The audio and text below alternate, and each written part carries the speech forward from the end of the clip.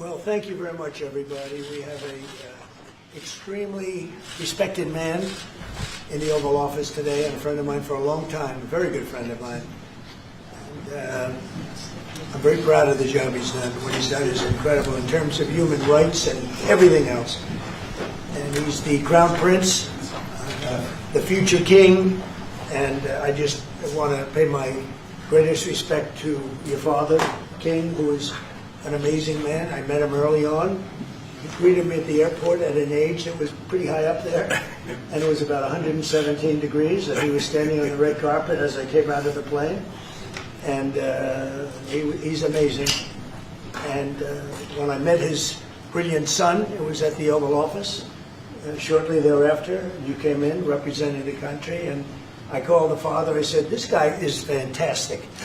And I don't know if that helped you or hurt you, but obviously it couldn't have hurt too much, because here you are, right? But we had a great meeting, and the office has changed quite a bit, and we inherited a mess. You actually told me you thought the country was in big trouble. I'm not going to use the exact word that you use. I refuse to say that you thought our country was dead a year and a half, 2 years ago, but a country was in trouble, and now we have the hottest country in the world. You said that also. And we do. We have the United States is right now the hottest country in the world. And between the tariffs and the election, November 5th election,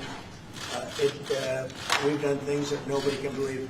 $21 trillion will be the amount invested in the United States or committed to invest in 1 year. So I'm here 9 months, and we're up to almost $18 trillion. Biden, as an example, the Biden administration, if you call it that, it's not to me, it was the Biden lack of administration. They were less than $1 trillion for 4 years. We're going to be $21 trillion for 1 year. I think that's hard to believe. The biggest in history was a certain country, $3 trillion. We're going to be $21 trillion. On top of that, prices are coming down. We inherited a mess with high prices, the worst inflation in the history of our country. We had inflation that was a single full 4 years, the worst inflation in the history of the United States. Gas prices through the roof, and that's after destroying our petroleum reserve, which was meant for wars and big emergencies, not to try and win an election. They opened up the reserve so that people get $3 less in gasoline, and it didn't work. They got about 3 cents less, because as big as those reserves are, they're peanuts when you're talking about that kind of traffic. And we're rebuilding the reserves. We're doing all of this, and we've done a job. We're also bringing down prices very substantially, and we've already brought them down very, very substantially. Gasoline is way down. I think you'll be seeing $2 gasoline, but we're now at $2.50, $2.45. Some are lower than that. It was $4.50, $5, $6, $3.50, $3.75. Undermine all different numbers, but way high. And we have energy way down. But the biggest thing to me, because I know what it means in jobs, is the fact that we're at over $17 trillion, Scott, and we expect to be around $21 trillion in 1 year. And that's many times bigger than in history. The highest number was $3 trillion. And we're going to be at $21 trillion. That means new plants, new AI, new auto plants. We have auto plants coming in from Canada, from Mexico, from Germany, from Japan. Toyota just agreed to invest $10 billion on new auto plants, all American workers. We've never been in a position like this. You can go back to the beginning. Our country has never been in a position like this, and it really is because of the fact that we use tariffs to bring all this money in.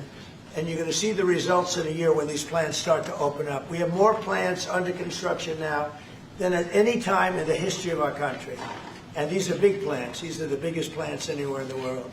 And I want to thank you, because you've agreed to invest $600 billion into the United States. And because he's my friend, he might make it $1 trillion, but I'm going to have to work on him. But it's 600. We can count on 600 billion. But that number could go up a little bit higher, yes, or I don't know. We'll see. But we appreciate it very much. So Saudi is going to be investing at least $600 billion, and that means investments in plants, in companies, money on Wall Street, and what it really means for everybody that really counts is jobs, a lot of jobs. We have a lot of jobs. So I just want to thank you. We've been really good friends for a long period of time. We've always been on the same side of every issue. I think we've done a great job in wiping out the nuclear capacity of Iran. Nobody else could have done that. No other president would have done it. We had the pilots in the Oval Office right here. We were celebrating a very successful attack. So I had them in with that beautiful B-2 bomber that's over there. And they said, sir, for 22 years, we practiced this attack. Our predecessors, these were very young guys, so 22 years, they said our predecessors and us practiced the attack on Iran. But no president ever gave us the go-ahead. 3 times a year they went out and they practiced the attack. Nobody let us do it until you came along, and I let them do it because it was the right thing to do. You can't have a nuclear Iran. And so we put you in a very good position. But I just want to say it's an honor to be your friend, and it's an honor that you're here. And if you'd like to say a few words, but thank you very much. Well, thank you, Mr. President. This relation has been a relation for about 9 decades, and we've been working together for a long time. But today it's a very important time in our history because there's also a lot of things that we're working in the future. We believe in the future of America. We believe in what you're doing, Mr. President, is really creating a lot of good things and good foundation to create more economic growth, more business in America, and it will also your work for the world peace. I believe, Mr. President, today and tomorrow we're going to announce that we are going to increase that $600 billion to almost $1 trillion of investment, real investment and real opportunity by details in many areas. And the agreement that we are signing today in many areas in technology, in AI, in earth materials, magnet, etc., that will create a lot of investment opportunities. So you are doing that now. You're saying to me now that the 600 billion will be 1 trillion. Definitely, because what we are signing to facilitate that, and I like that very much. No, that's great. I appreciate that. That's great. We're doing numbers that nobody's ever done.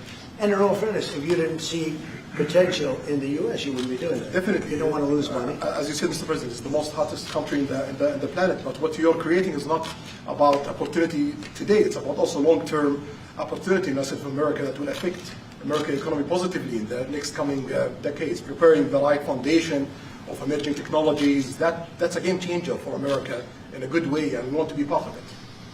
Yeah, we're doing really well. And this, you don't see what we're doing so much because we have, although the construction industry sees it. If you look at Caterpillar, who's been incredible, the tractors, everything else, the numbers that we're doing in construction are unbelievable.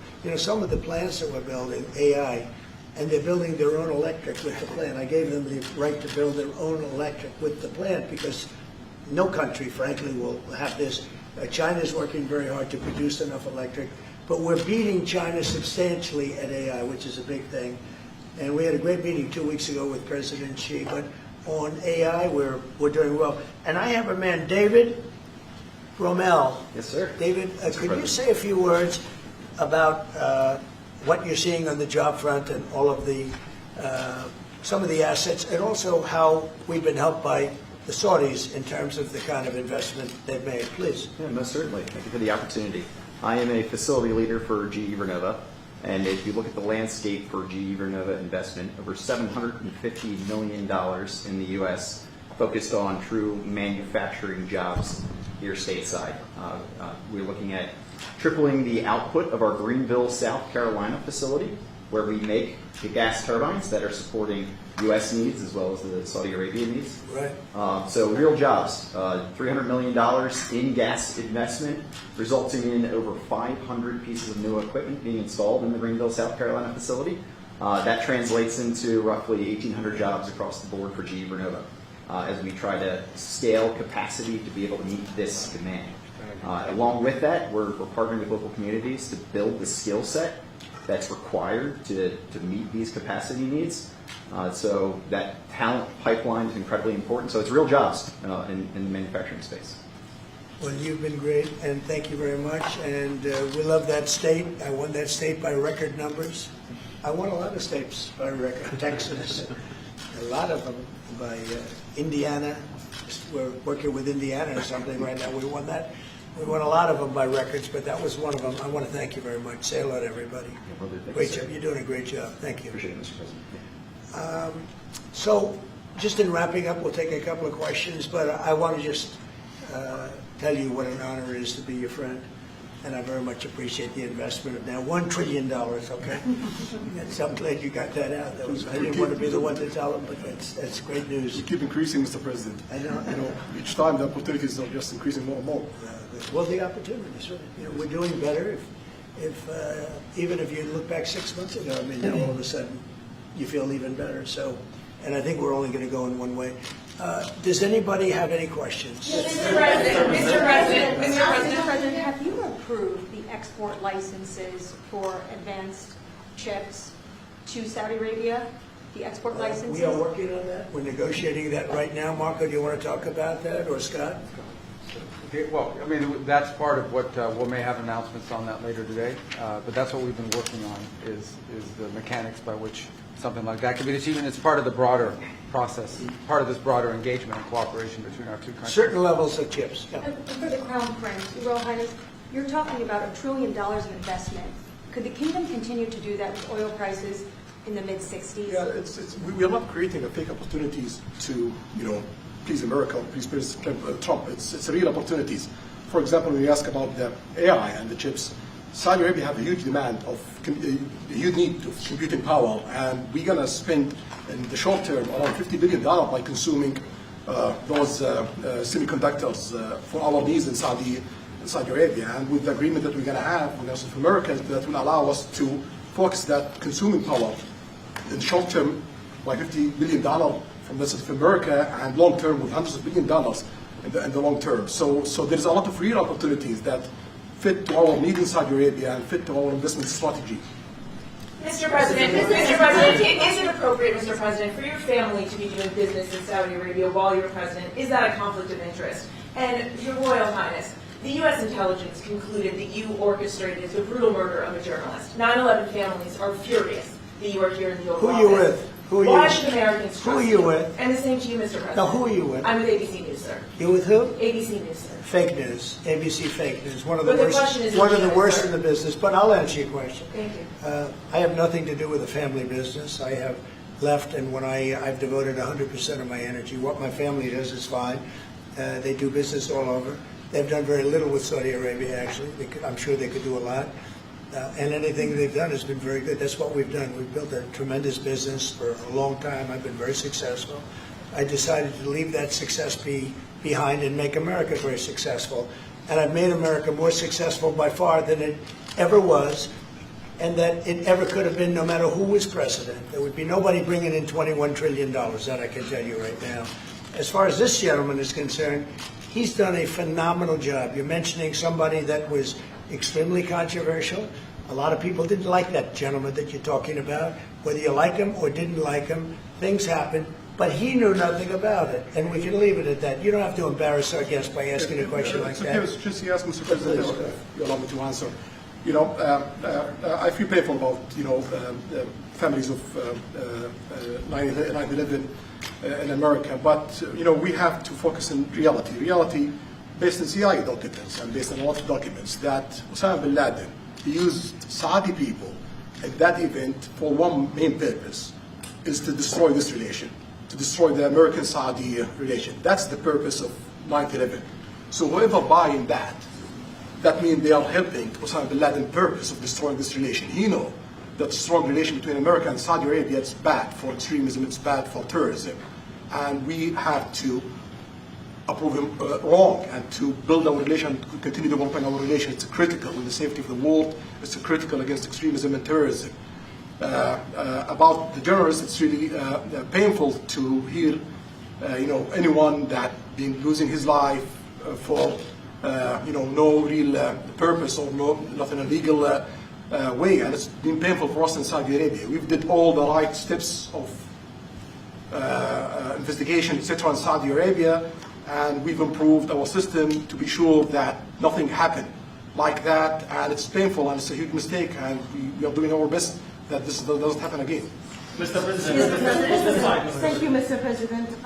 The Crown Prince has been instrumental in helping lifting the sanctions on Syria. That's true. Will there be any joint investment between the U.S. and Syria? And will you visit the Are you from Syria? No, but Where are you from? I'm from Palestine. Oh, making a lot of progress, huh? Very good. Well, they like I have me. The a question for the Palestinians Crown like Prince me. as well after you, The sir. Palestinians are doing very well, actually. I think we're working very closely with a lot of people that make everybody happy, including Israel, the Palestinians, and everybody. That's very interesting. No, I think that I will tell you, the Crown Prince called me, and he specifically asked me if I would lift the sanctions on Syria, because he wants to see Syria make it. As you know, the leader of Syria was just here. We had a great meeting, and he's a strong guy, and I guess you need a strong person to run it. And I think Syria's made tremendous progress. And we did lift the sanctions at the request of the Crown Prince. Also, the President of Turkey, Erdogan, called me specifically. He said, you know, if you don't lift the sanctions, Syria doesn't have a chance. If you do, they have a very good chance. And between the two of them and some others, I lifted the sanctions. And the results so far have been pretty good. Mr. President, can I ask you a question about the F-35s that are being sold Sure. to Saudi Arabia? Are these the same ones that are being used by the Israeli military? And if so, how does that allow for the qualitative military edge for Israel?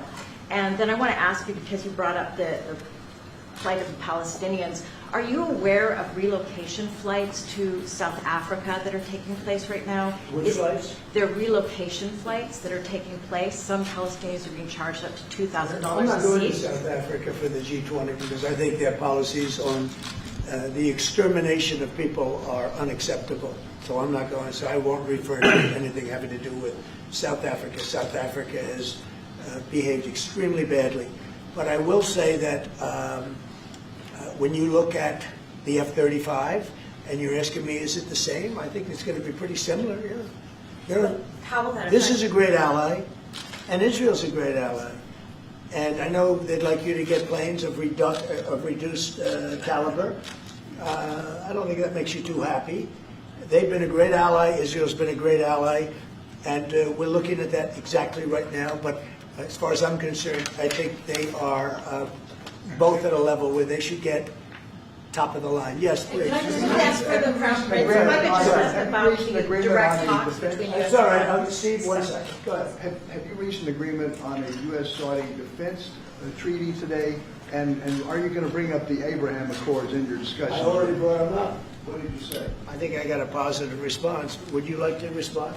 Yeah, so put you on the spot. yeah, so definitely we believe having a good relation with all Middle Eastern countries is a good thing, and we want to be part of the Ibrahim Accord, but we want also to be sure that we secure a clear path of two-state solution. And today we have a healthy discussion with Mr. President that we're going to work on that to be sure that we can prepare the right situation as soon as possible to have that.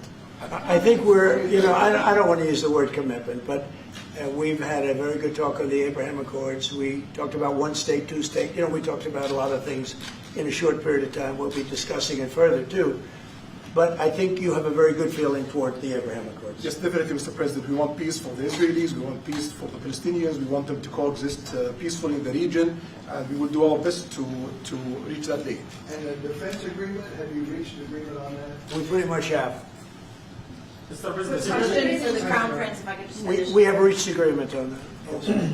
I wanted to ask you about the direct talks between the United States and Iran. Have you been fully briefed on that, and are you concerned at all about how this might impact Saudi security interests? When we are close ally, we'll be working closely together on that issue, and we will do our best to help to reach a deal between the United States of America and Iran, and we believe it's good for Iran's future to have a good deal that will satisfy the region and the world and the United States of America. So we will do our best to see that day happen. And by the way, Iran does want to make a deal. I can say I think they very badly want to make a deal. I am totally open to it, and we're talking to them, and we start a process. But it would be a nice thing to have a deal with Iran, and We could have done it before the war, but that didn't work out.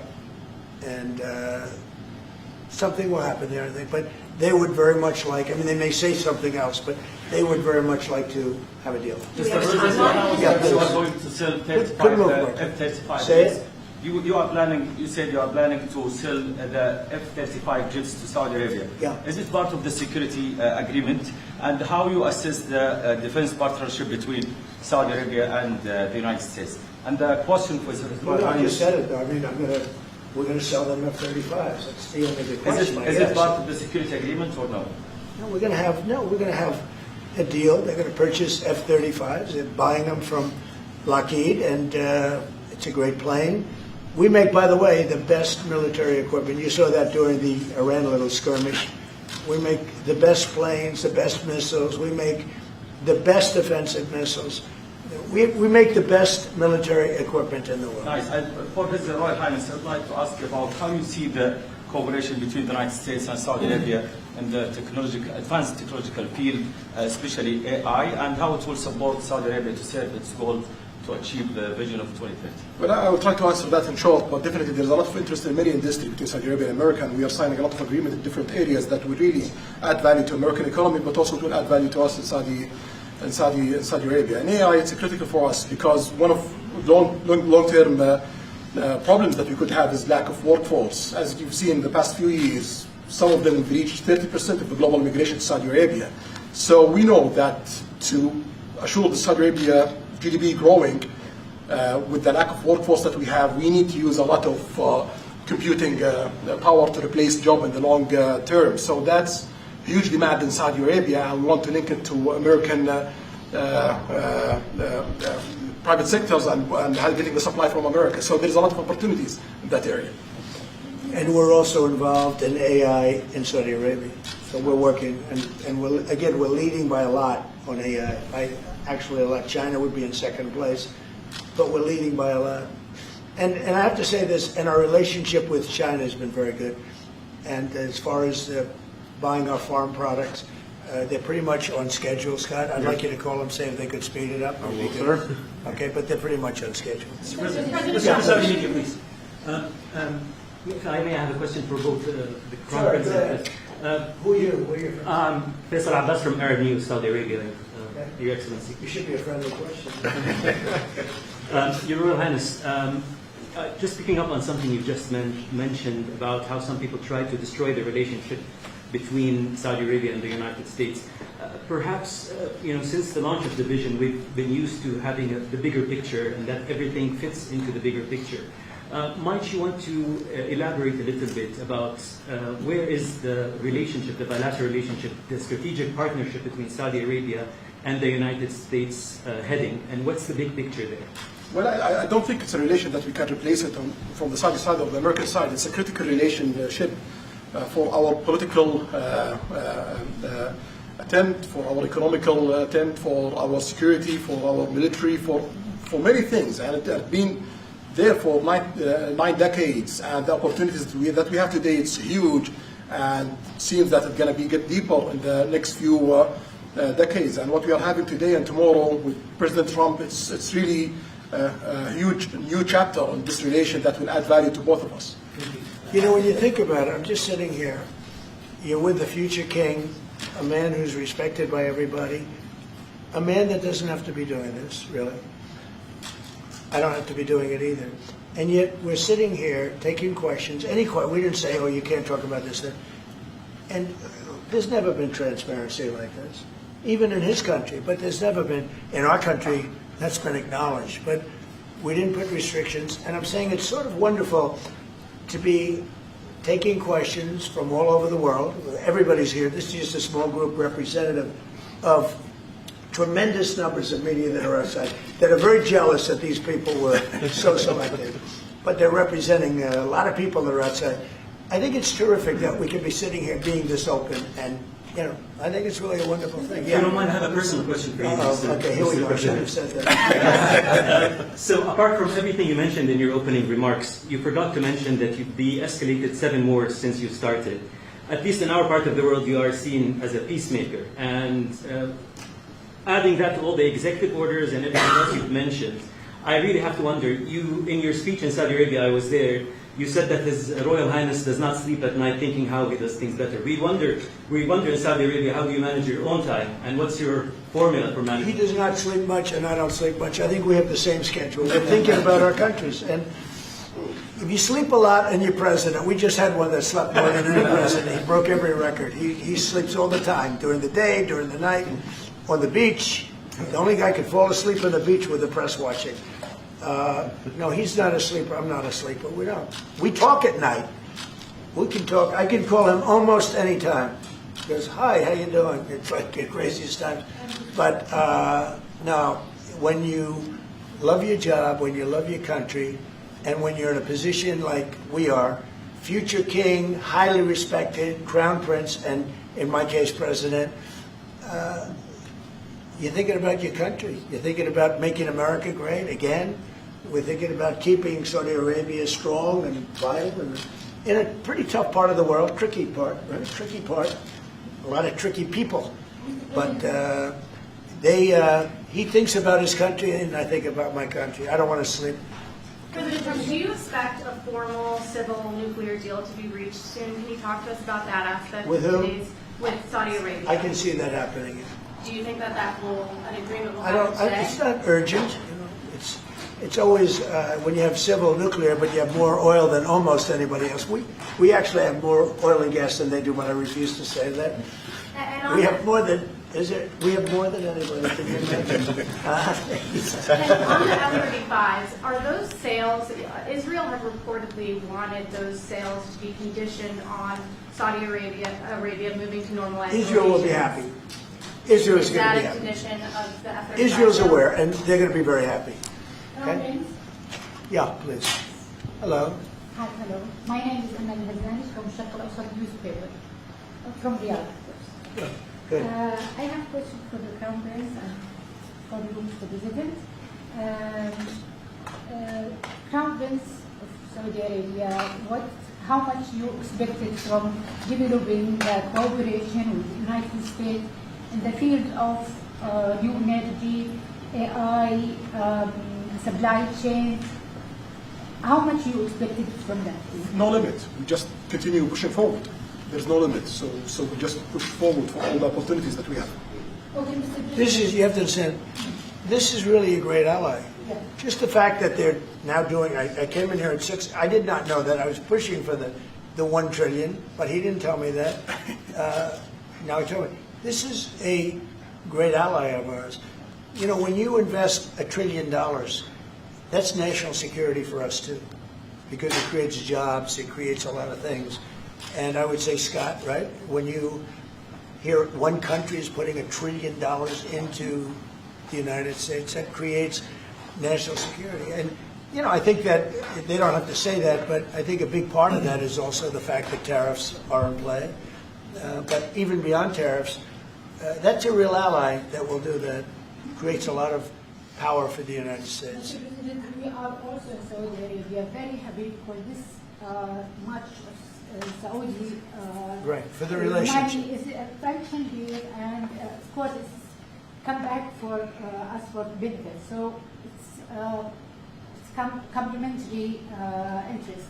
So this is the Well, what yeah. the different friends and allies do. Well, look, I love the country of Saudi Arabia. I know the people very well. The level of treatment that we go when we go to Saudi Arabia is something that is incredible. And the people like us, and I think they really like America, especially when I'm president. I mean, I don't think they liked America so much maybe for 4 years recently. I think Obama treated Saudi Arabia very, very badly, as you know. And I think Biden didn't have any idea where the hell he was. I don't think Biden knew the difference. How would you describe the future relationship with Saudi Arabia? I mean, from the strategic aspect. How would you describe How would I say the relationship is with? Yeah, and the limit of economic I would say top of the line. relationship. It's as good as it can. I don't think it can get much better. We have a country that trusts us, and that's why they make that investment. If they didn't trust us, they couldn't make that investment. And we trust them. They've been very reliable. Now we are I rebuilt our military in my first term, and we spent trillions of dollars, and we gave away some of it in Afghanistan stupidly because we had stupid people running our country.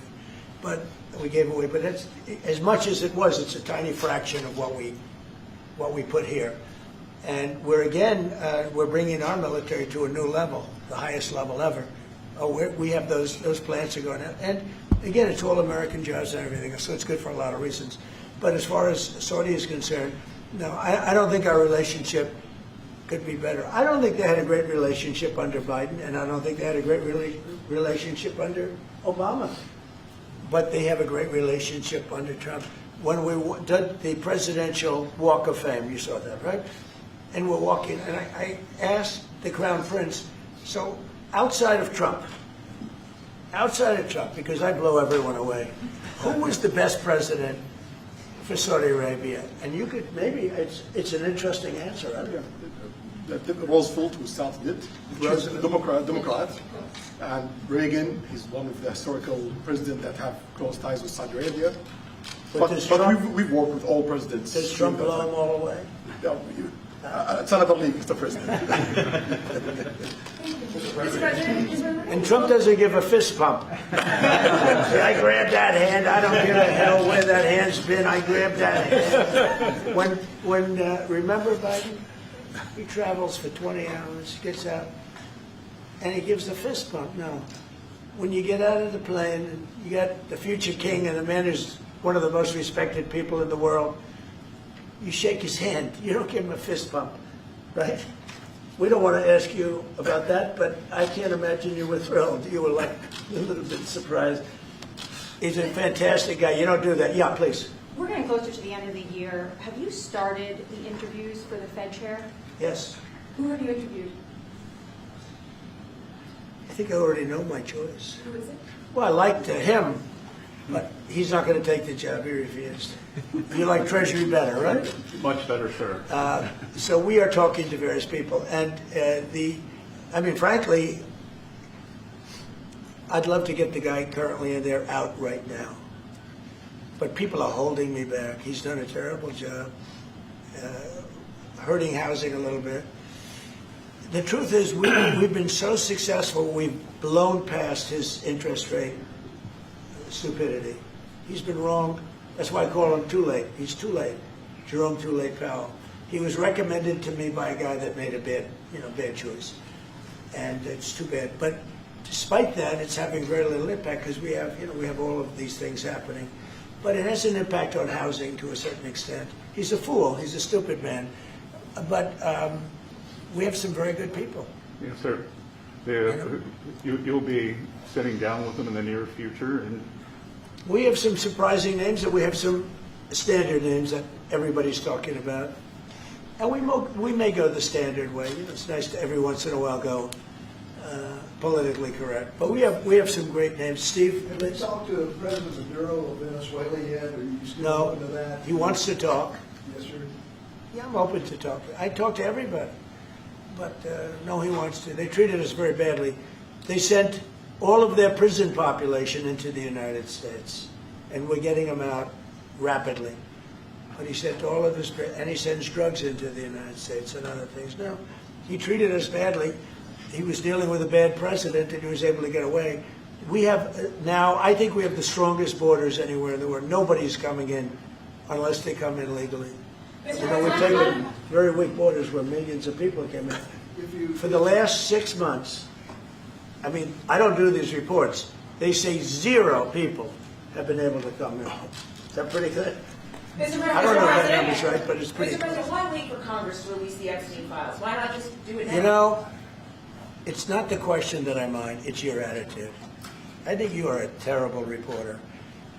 It's the way you ask these questions. You start off with a man who's highly respected, asking him a horrible, insubordinate, and just a terrible question. And you could even ask that same exact question nicely. You're all psyched up. Somebody psychs you over at ABC. They're going to psych it. You're a terrible person and a terrible reporter. As far as the Epstein files is, I have nothing to do with Jeffrey Epstein. I threw him out of my club many years ago because I thought he was a sick pervert. And I guess I turned out to be right. But you know who does have?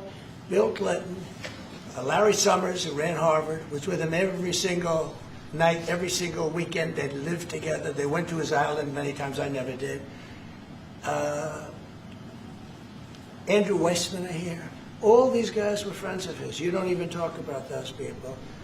You just keep going on the Epstein files. And what the Epstein is a Democrat hoax to try and get me not to be able to talk about the $21 trillion that I talked about today. It's a hoax. Now, I just got a little report, and I put it in my pocket, of all the money that he's given to Democrats. He gave me none, zero, no money to me. But he gave money to Democrats. And people are wise to your hoax. And ABC's, your company, your crappy company, is one of the perpetrators. And I'll tell you something. So why not just sign it now? I think the license should be taken away from ABC because your news is so fake and it's so wrong. And we have a great commissioner, chairman, who should look at that because I think when you come in and when you're 97% negative to Trump and then Trump wins the election in a landslide, that means obviously your news is not credible and you're not credible as a reporter. So I've answered your question. You should go and look at the Democrats who received money from Epstein, who spent their time. Larry Summers was with him all the time. That creep, the fund guy, was with him all the time. What's his name? Reid Hoffman. I don't know Reid Hoffman, but I know he spends a lot of money on the radical left. Reid Hoffman, in my opinion, should be under investigation. He's a sleazebag. And those are the people, but they don't get any press, they don't get any news, and you're not after the radical left because you're a radical left network. But I think the way you ask a question with the anger and the meanness is terrible. You got to go back and learn how to be a reporter. No more questions from you. Who else has a question? Prince, very quickly, I want to ask you, how much money is Saudi Arabia giving for Gaza reconstruction? Well, we have a discussion about that. Still, there is no amount being It'll be a named, but It'll be we will definitely help. Yeah, he's going to. It's very important to him. And a quick follow-up: the International Security Force. Given your pledge, there will be no U.S. boots on the ground. What is the U.S. role going to be in that? And how do you sort of ratify the allegations that this could undermine Palestinian sovereignty and even the path to statehood? Look, I think we're going to get along great with the Palestinians, and we know their leadership.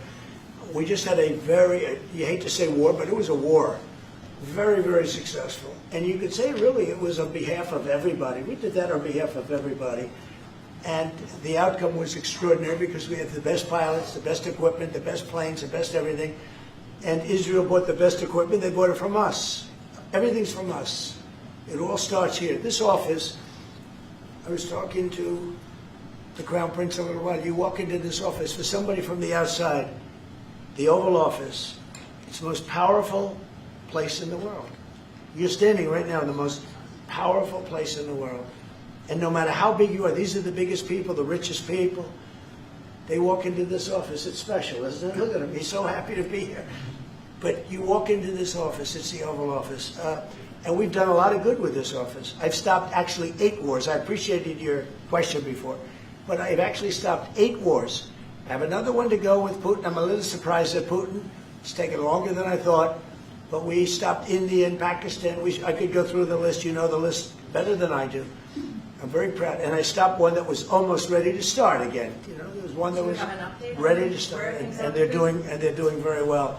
So it all took place right here in the Oval Office, whether by telephone or whether they came in. Many of these leaders have come in, and they signed their peace deals right here in the Oval Office. So no matter if it's the biggest business people in the world or the greatest leaders in the world, the biggest leaders in the world, like the gentleman on my right, everybody walks into the Oval Office and they say, wow. And now, by the way, the Oval Office is in the kind of condition that it should be in. Whether you look at the walk or the marble floors or anything down the road, we're fixing the White House. And we're building one of the greatest ballrooms ever to be built. We have an event tonight, and we're going to have about 118 people because we have a very small room. For 150 years, they've wanted a ballroom, and now you're going to get a great ballroom. And I have to say, I probably made a lot of enemies because in your honor, we're having a dinner tonight, a beautiful dinner tonight, and we have a very small room, right? It's called the East Room, and it's beautiful, it's lovely, but it's like for a little cocktail before you go into a ballroom. It's a very small room. They've wanted a new ballroom for 150 years. We could have sold the big ballroom out 3 times in honor of this gentleman. So I made a lot of enemies because I have a lot of people that are invited tonight or are unable to come because of the size constraint. But you know what we'll do before I leave office? We'll have another dinner because we'll have it ready long before I leave office, and it's going to be beautiful. It's you know, it's a very popular thing what we're doing. And by the way, no government funds. It's all put up private money, all private money. And in the case, I think it's there's a restriction on foreigners. Otherwise, I could have asked you just for a check. Okay? But there's a restriction. These are all private individuals that put up a lot of money to build the ballroom. Not one penny is being used from the federal government. So it's really a nice thing. But I look forward to it. I just pointed it out. If this would be a perfect night to have that ballroom open, Susie. If we had that open, we'd have a lot of people very happy. Right now we have a lot of unhappy people because they all want to be with us tonight to honor this great man. Thank you all very much. Thank you.